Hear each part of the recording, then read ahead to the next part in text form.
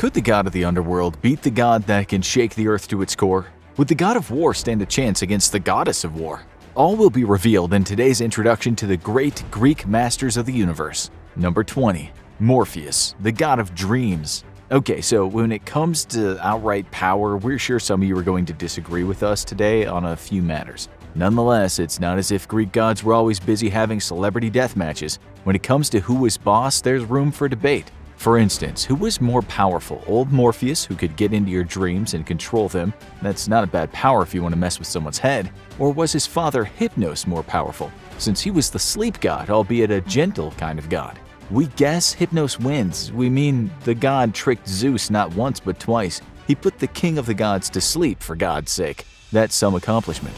His mother was also Nyx, and as you'll soon see, she frightened everyone, including Zeus, who was reluctant to go near her. On top of this, Hypnos' tricks affected the outcome of the Trojan War.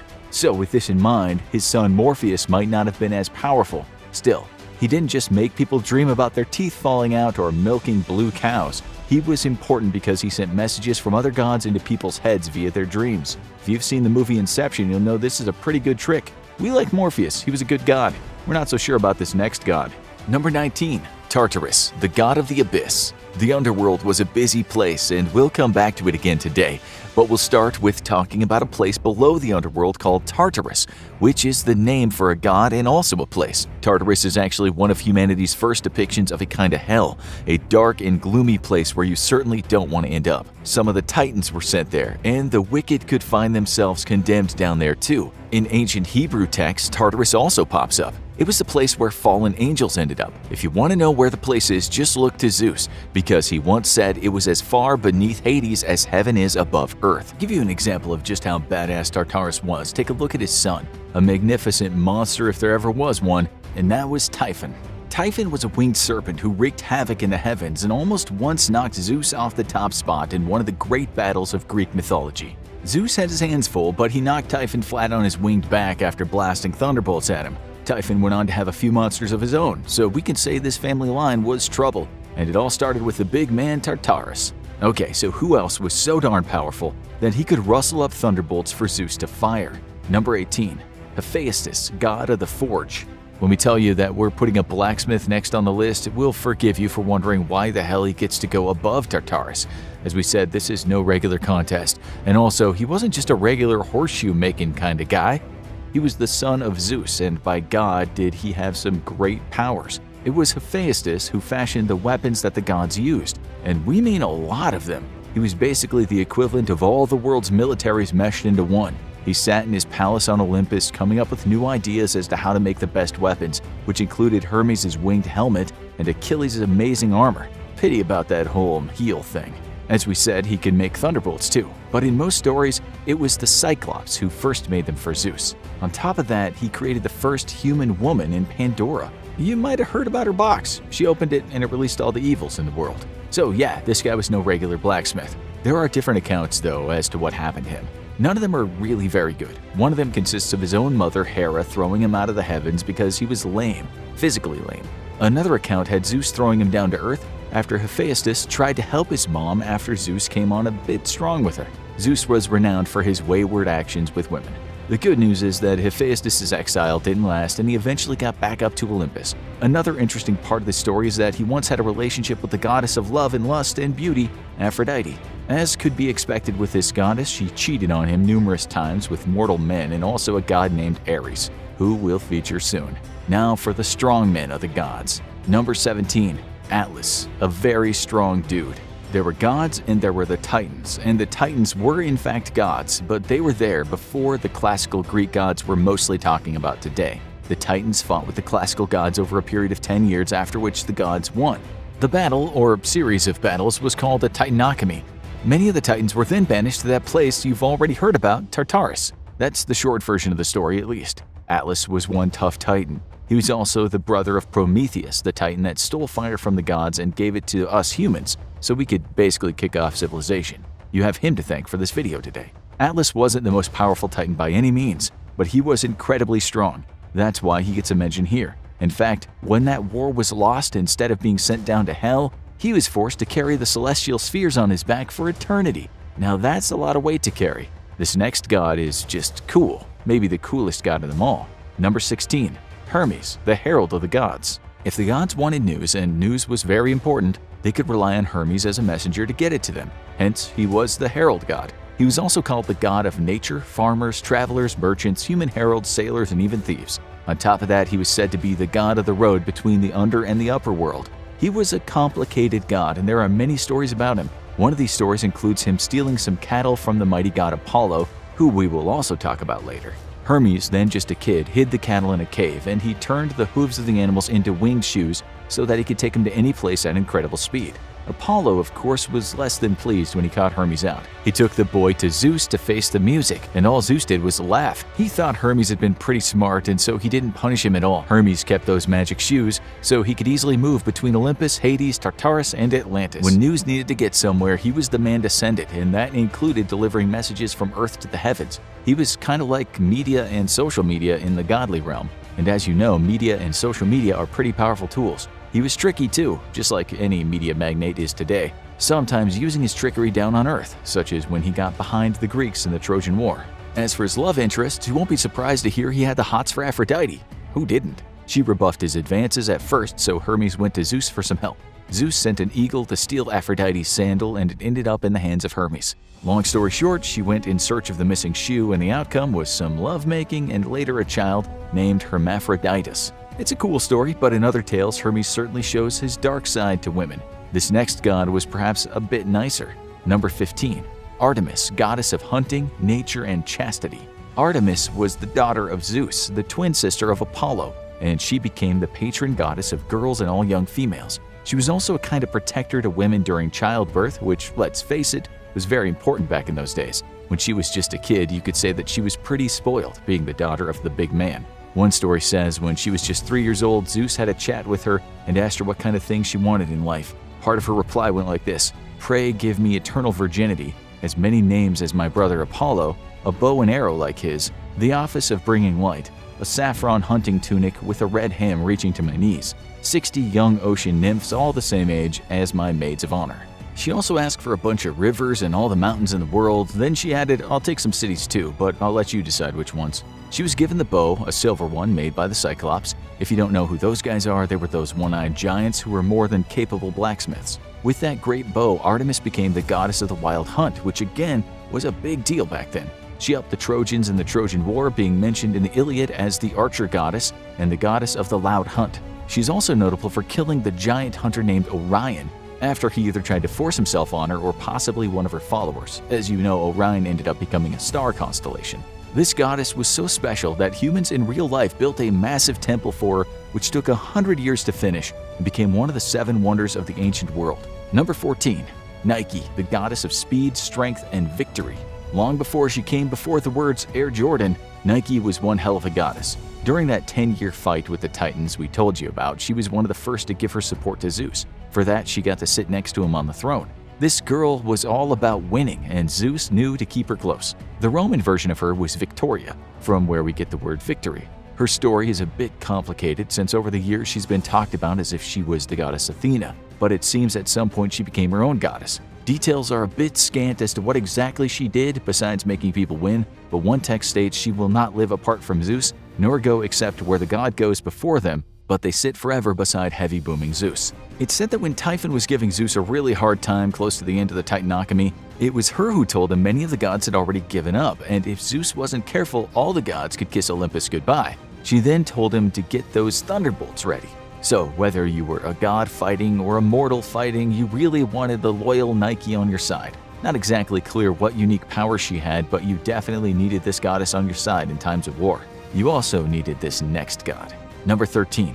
Demeter, goddess of grain and agriculture. This is also a bit complicated, but we'll try to condense it. In short, a god we'll talk about soon named Kronos had a bunch of kids. They were Chiron, Demeter, Hades, Hera, Hestia, Poseidon, and Zeus. Kronos ruled over everything, and things weren't so bad in those days, hence his rule was called the Golden Age. Still, he was told a prophecy that his sons would end up taking over one day. Not one to ignore a prophecy, Kronos thought that it was better to swallow up his children rather than bring them up. He did that, but things backfired. Part of the backfiring was Kronos was having to throw up his kids, one of them being Demeter. She became exceptionally powerful because she was the giver of food or grain. She was the goddess of the harvest. Without food, there is no life. So Demeter had a lot of respect from mortals. One story says it was her who brought poppies into the world, and those things were certainly useful once humans had sucked out the opium pulp and fed it to an injured or sick person. It's also said she spent a lot of time down in the underworld, and that could represent the end of harvests and the beginning of winter. The reason she was down in the underworld would take a long time to explain, but in short, it was because of her daughter Persephone, who was stuck down there. Persephone's father was Demeter's brother, Zeus. The gods were very, very incestual. When Demeter popped back up from the underworld every year, hey presto, she made food plentiful again. It seems she didn't get too involved with the seedier side of godly life, although it said she once laid with a mortal guy in a field, and then out of anger Zeus zapped that guy with a thunderbolt. There's also a darker part of the tale in that her brother Poseidon once turned himself into a stallion, and in that guise made her pregnant. Now for everyone's favorite god. Number 12. Dionysus, god of all things pleasurable and crazy. Okay, so that isn't his official title. He was the god of a lot of things, including the grape harvest, wine, i.e. getting loaded, as well as fruits and orchards. But he had a dark side, just as recklessly drinking booze has a dark side, because he was also the god of lots of forms of insanity. He was the god of religious ecstasy, which can also be a double-edged sword at times in regards to going mad. The Greeks had something called the Dionysian Mysteries. These were rituals where folks got off their heads on wine and then perhaps psychoactive drugs. Historians aren't so sure what drugs, but perhaps during those rituals people tripped. Then they found a kind of religious ecstasy. They were released for a few hours from their normal selves, just as what happens when people do certain spiritual ceremonies involving psychoactive substances. So if you wanted to really feel elevated from the drudgery of everyday life, Dionysus was the guy. His backstory is cool too. He was the son of Zeus, but Zeus as usual had been cheating on his wife Hera. She got jealous, and the upshot was the mortal woman with Zeus's kid getting blasted with thunderbolts. Zeus saved Dionysus by storing him in his thigh until he got older. So we'll talk about the god that's been said to be the opposite of Dionysus, Apollo. But first, let's talk about a very scary goddess. Number 11. Nyx, goddess of the night. We guess you've already figured out that the philandering Zeus didn't take crap from anyone. Sure, he had a few close calls when it came to fighting, but he was one tough son of a gun. Guess what though? There was one god he was scared of, and that was Nyx. She was the mother of Hypnos, but she was also credited with being the mother of death, deceit, doom, destruction, and darkness. How's that for a family tree? Not that much was ever written about her, but the Greeks said she was so damn attractive and unbelievably powerful that the mighty Zeus wanted nothing to do with her. For that reason, we could even put her at the top spot in this show. Still, we don't think she earned that place because there aren't enough stories about her. There's one cool story in which Hera asked Hypnos to put Zeus to sleep. Zeus was mad as a hatter and was about to cast Hypnos into the sea, but Hypnos ran to his mom for protection. Yep, Zeus chickened out. He wanted no part of Nyx, so yeah, she could have been higher on this list, as could this next goddess. Number 10. Gaia, goddess of earth and life. This one is tricky too when it comes to comparing power, because Gaia, like Nyx, wasn't one of the Olympian gods, but one of the primordial gods. First, there was chaos, and chaos gave birth to the earth, Gaia, death, love, and sex, Eros, and the sky, Uranus. Gaia and Uranus gave birth to the Titans, and in turn the Titans gave birth to the Olympians. Stephen Hawking would probably disagree with this creation story, but let's face it, it's a much better narrative than the Big Bang Theory. Since the Titans gave birth to the Olympians, we can say Gaia kicked off everything. She also advised Zeus so he could beat the Titans. But on the other hand, it was her who gave birth to Typhon. It's hard to really speak of her power, but seeing as she basically started everything, and we mean everything, she can't not be on the list. Now for Apollo, the god the German philosopher Friedrich Nietzsche said was the opposite of the beloved Dionysus. Number 9. Apollo, the god of law and order, music, art, and poetry. He was also the god of healing and diseases. If Dionysus was the god of recklessness and pleasure, Apollo was the kind of god of restraint and reasonableness. He also had the ability to bring plagues, but he also had the ability to bring healing to people. He helped young folks get older and age with good health. He protected them just as he protected the crops in the field. If evil ever reared its ugly head, Apollo was the god to turn to. In that regard, Dionysus might have been cool as hell and good for a bit of self-development, but Apollo was the stability that everyone needs in their lives. As for cool stories, we like the one that has Apollo fighting the Python. The Python was a kind of dragon-type thing that guarded the gate of the Oracle of Delphi. An oracle, if you didn't know, could counsel you and tell you about the future. Anyway, Gaia was the mother of the Python, and Apollo knew from birth that he had to kill it. Zeus's wife Hera had sent the python to kill Apollo's mom while he was still in her womb. Legend has it that Apollo was still an infant when he slew the python. Gaia was less than pleased and asked for Apollo to be sent to Tartarus, but instead, Zeus just sent him into exile for a while and said, "Purify yourself, kid." There's a lot more we could say about Apollo, but we'll leave it there. He was a top god, no doubt about it, as was this next deity. Number 8. Aphrodite, goddess of lust, passion, procreation, prostitute, sex, and beauty. You could have all the power in the world, but still be a feeble loser in the face of impossible beauty. You could be as strong as Atlas, as wise as Zeus, as fast as Hermes, and still be manipulated by a woman whose charms you can't resist. For this reason, Aphrodite was one very powerful goddess. She has a pretty brutal backstory too. Someone we'll soon talk about, Kronos, castrated his father. The outcome was quite a lot of blood and the missing testicles being thrown into the sea. The bloody froth in the sea is what formed Aphrodite. She represents the sex drive, and it's that drive that's the reason why we all exist. We are here to procreate, in the fundamental sense anyway. That's why some scholars have said she was behind all the wars. The Trojan War was partly down to her. But as we said, she was the goddess of procreation, so she was responsible for death and also life. She was what made men love. She could also drive mortals and gods insane with desire. She drove lots of folks crazy, including the good-looking mortal Adonis. So, like Nyx, there's an argument that Aphrodite was as powerful as any god. She proved that too. Anyone who didn't do what she said, or for some reason was not concerned with her beauty, often ended up being cursed by her and suffering a terrible fate. Zeus actually once got angry at her, saying something along the lines of, "Hey, your specialty is love, not war. What the hell do you think you're up to?" She did her own thing, that's for sure. But now we'll talk about a couple goddesses who could have probably given Aphrodite a run for her money. Number 7. Athena, goddess of war and wisdom. Her father was Zeus, and she had no mother. That kind of thing could happen in Greek mythology. She apparently grew out of Zeus's forehead. She was also behind a lot of heroes, being the goddess of heroism. Did you ever watch those old movies, Clash of the Titans and Jason and the Argonauts? They were based on the legends of Perseus and Jason, monster-killing men who embodied heroism. In Homer's great book, The Odyssey, Athena is the goddess that counsels the hero Odysseus. She was also one of those 3 goddesses behind the Trojan War with Aphrodite and Hera. For this reason, it's hard to say who is the most powerful of those goddesses. They were all pretty tough, to be honest. She might have been a war goddess, but her kind of war was just, and she fought her wars with great wisdom. Remember that all those heroes she was behind had to use not just brawn, but brain. Her brother Ares was quite the opposite. He was more about outright violence and bloodshed. In terms of power, we can't really separate them either, and that's why he's next on the list. Number 6. Ares, god of war. If Athena said, "In war to win, we must strategize, take our time, and the least amount of blood will be spilled in our victory," Ares might have said, "If you're courageous and fearless and fight like a lunatic, you might just win this, even if you're the last man standing."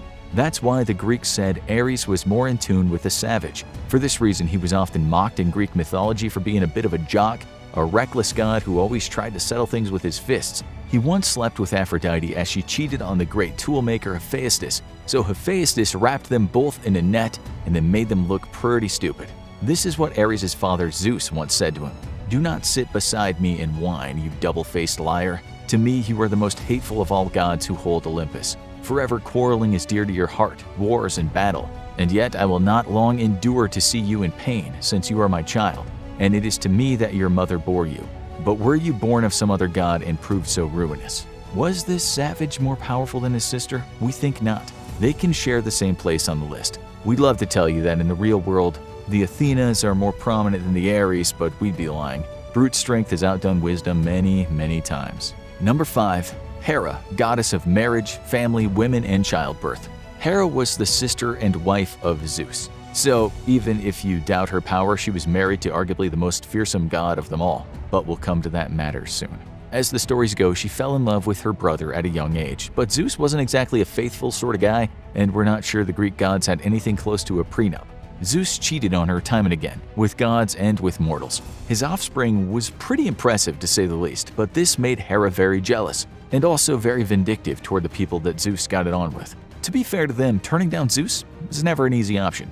Hera herself was far from kind at times. When her stepson, the hero Hercules, was still in the womb, she sent witches to prevent the birth. That didn't work out, so she sent serpents to kill the baby, but Hercules made short work of them. He strangled them and then played with their dead bodies as if they were toys.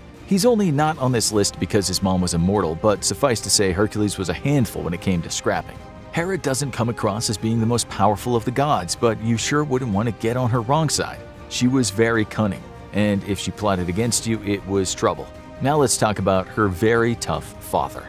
Number 4. Kronos, leader of the Titans. We've mentioned this chap a bunch of times already because he plays a very important role in Greek mythology. Before Zeus ruled the roost, Kronos was in charge. Kronos was jealous of his father, the god of the sky, Uranus. His mom was Gaia.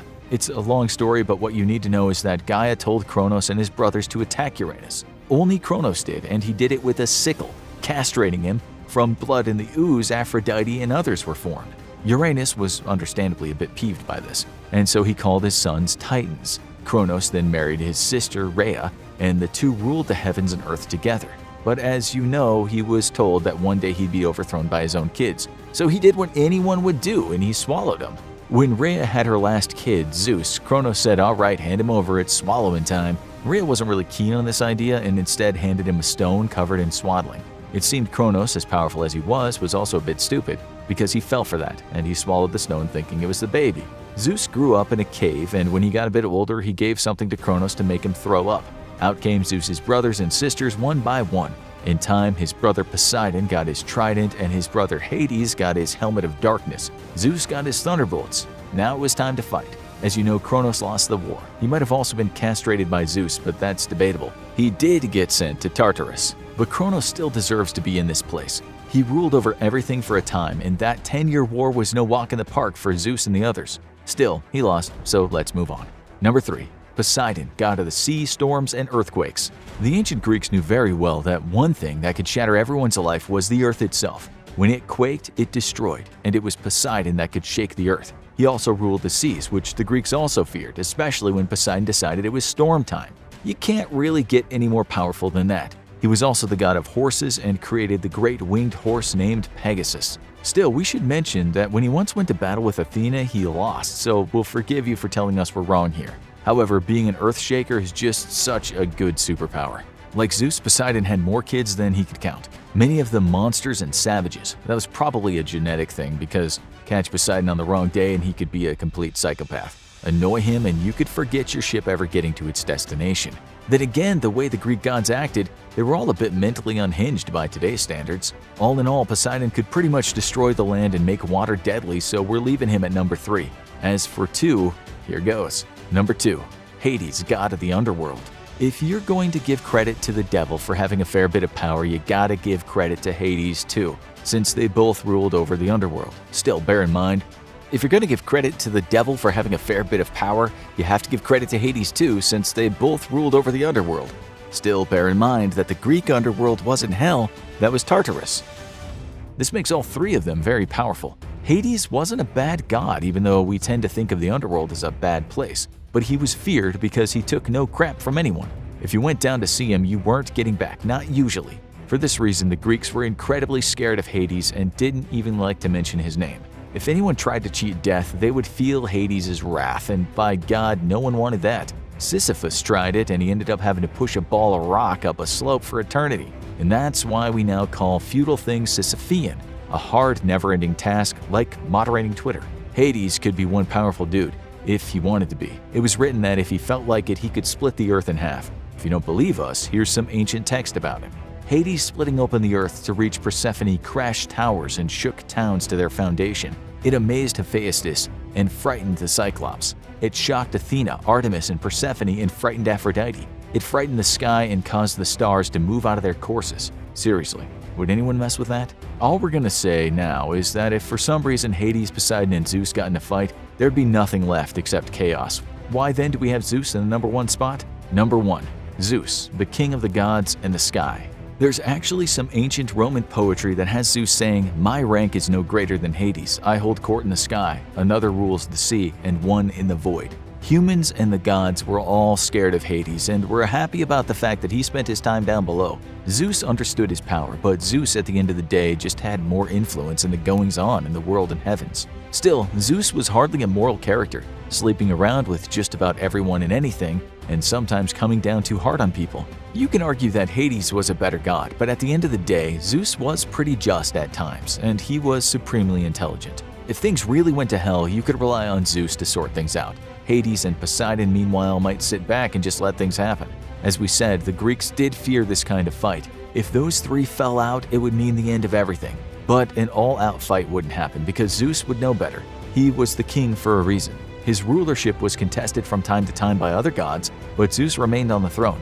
Poseidon had some run-ins with him, but in one text he admitted, "I'd wish none of us to quarrel with Zeus, the mightiest of us by far." Now you need to watch, was Jesus actually resurrected? Or have a look at this.